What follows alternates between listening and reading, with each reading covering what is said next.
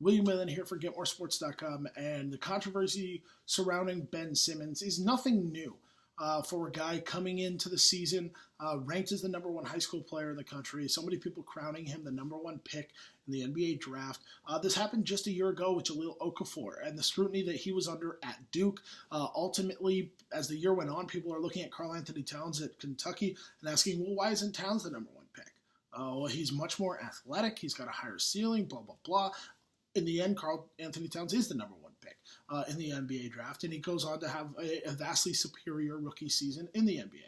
The difference between that situation and Ben Simmons this year and what he's going through with Brandon Ingram's kind of emergence at Duke is the fact that Brandon Ingram is doing his own thing. Sure, he's showing up. He's balling out.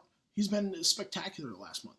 But Ben Simmons is hurting himself as much off the court as he is on the court. Of course, being taken out of the starting lineup recently by head coach Johnny Jones for academic concerns, left off the Wooden Award finalist list because of those academic concerns. The Wooden Award committee says that you have to have at least a 2.0 grade point average to be considered for the award, so we have to assume that Ben Simmons just isn't caring about class, and that's fine.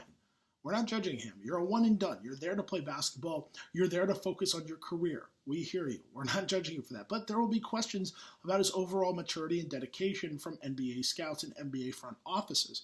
Then you take into account the fact that he has not played that well for LSU against the top competition.